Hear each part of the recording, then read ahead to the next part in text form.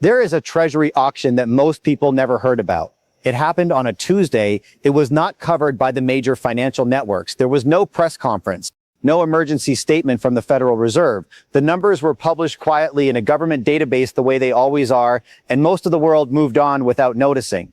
But the people who track these auctions for a living noticed, because what happened in that auction was not normal. The demand was thin, foreign participation dropped sharply.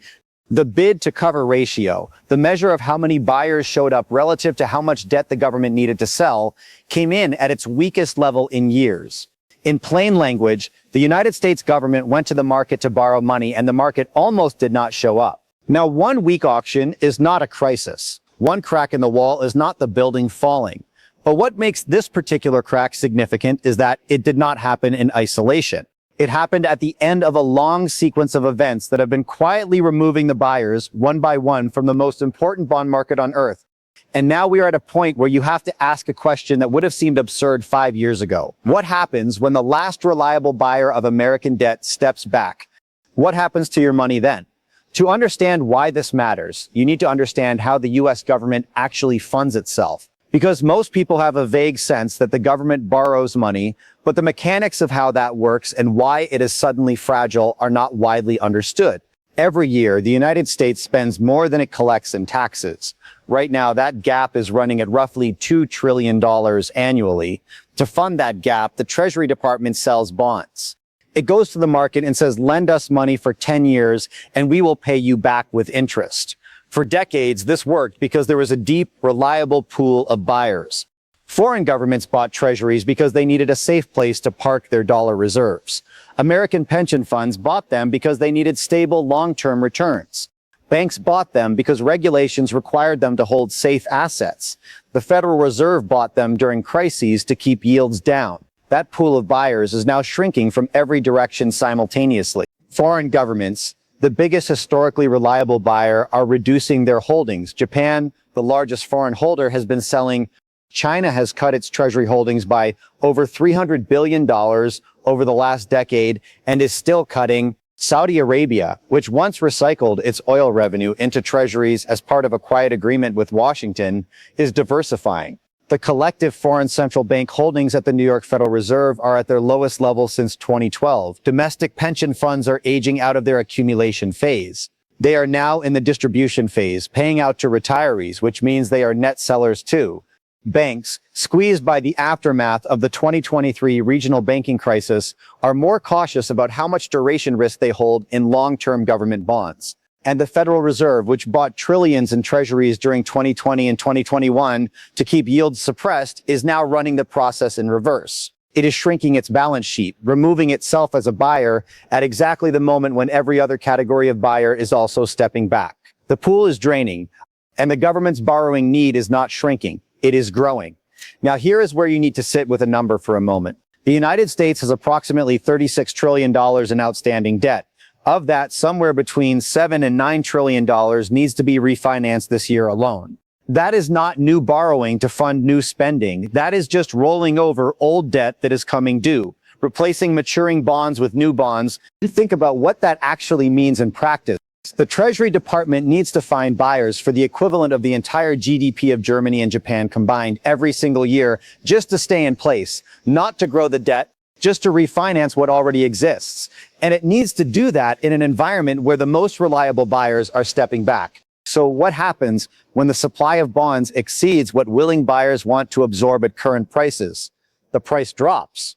And when the price of a treasury bond drops, its yield goes up. The yield is simply the interest rate implied by the gap between what you pay for the bond and what it eventually pays you back. So when yields go up, the U.S. government has to offer higher interest rates on its new debt to attract buyers. And when the interest rate on $36 trillion of debt goes up, even by a fraction, the cost compounds into something staggering. Every 1% increase in the average interest rate on outstanding U.S. debt adds approximately $360 billion to the annual interest bill. The United States already pays more in interest on its debt than it spends on defense, more than it spends on Medicaid. Interest payments are now the single largest and fastest growing line item in the federal budget. There is no vote to cut it. There is no policy to reduce it. It is the automatic consequence of the debt that already exists combined with the rates required to refinance it. Let me give you the personal version of this because the numbers get abstract fast. Imagine you own a house with a mortgage. For years, your monthly payment was manageable because rates were low. Your bank kept lending to you at a reasonable rate because other banks were competing for your business. The market was deep and the money was cheap. Now imagine the pool of lenders shrinks, not because you did anything wrong, just because several of the big lenders decided they had better uses for their capital. Fewer lenders means less competition for your business. Less competition means the remaining lenders can charge more. So when your mortgage comes up for renewal, the rate is higher. Your monthly payment goes up. The same house, the same debt, but it cost you more every month because the buyer pool got smaller. Now run that at national scale. The same dynamic, except the borrower is the US government and the impact of higher rates does not stay inside one family's budget. It flows outward into every interest rate in the economy. Because Treasury yields are the baseline. They are the risk-free rate against which every other rate is measured. When Treasury yields rise, mortgage rates rise, car loan rates rise, credit card rates rise, corporate borrowing costs rise, every business that needs to refinance its debt faces higher costs, every consumer carrying debt faces higher costs. And the government itself, which has to keep selling new bonds to fund ongoing spending, faces higher costs too, which forces more borrowing, which requires finding more buyers, which, if the buyer pool is shrinking, requires offering even higher yields. That is the spiral, and we are not at the bottom of it yet. Now let me show you the mechanism that has been quietly delaying this reckoning, because this is the part that most financial commentary leaves out. The Federal Reserve has a tool called quantitative easing, QE for short. In plain language, it means the Fed creates new dollars and uses them to buy Treasury bonds directly. This does two things.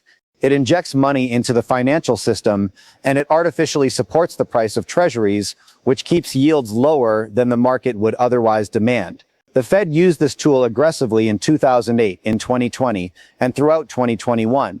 And it worked in the narrow sense that yields stayed low and the Treasury market did not seize up. But every round of QE came at a cost. Every dollar the Fed created to buy Treasuries was a dollar added to the money supply. And more dollars chasing the same goods and services is the textbook definition of inflation, which is what happened in 2021 and 2022. The inflation that peaked at 9% in the United States was not an accident. It was the delayed bill for years of money creation. The Fed had to raise rates aggressively to bring it back down. Now, here is the trap they are sitting in. If Treasury yields rise because buyers are stepping back and the Fed does nothing, the US government's borrowing costs spiral upward and the economy slows as every rate-sensitive sector gets squeezed. If the Fed steps back in and buys Treasuries to push yields back down, it creates new money, which risks reigniting the inflation it just spent 2 years fighting. There is no clean option left. There is only the choice of which problem to take on first. And here is what history tells you about how that choice gets made. In 1971, Richard Nixon closed the gold window. The US stopped exchanging dollars for gold because the alternative, actually defending the gold peg by contracting the money supply, was too economically painful. They chose the softer problem. In 2008, Ben Bernanke chose to create trillions in new money rather than let the banking system contract. They chose the softer problem. In 2020, Jerome Powell chose to buy unlimited treasuries and mortgage-backed securities rather than let yields spike and the government run out of funding. They chose the softer problem. The softer problem always has the same shape. It is inflation. It is the quiet erosion of what your dollars buy. It is the number in your savings account staying the same while the world around it gets more expensive. The people who hold paper promises pay the bill. The people holding things with fixed supply do not. Now, I want to give you something concrete to track because I think you deserve more than a general warning. There is a mechanism that has not gotten enough attention called the basis trade. This is a trade where hedge funds borrow enormous amounts of money, sometimes 50 to 100 times their own capital, to exploit tiny price differences between Treasury bonds and Treasury futures contracts. The trade earns almost nothing per dollar, but levered 100 times, almost nothing becomes significant. At its peak, hedge funds had somewhere around $1 trillion running in this trade. And here is why this matters to you, even if you have never heard of it.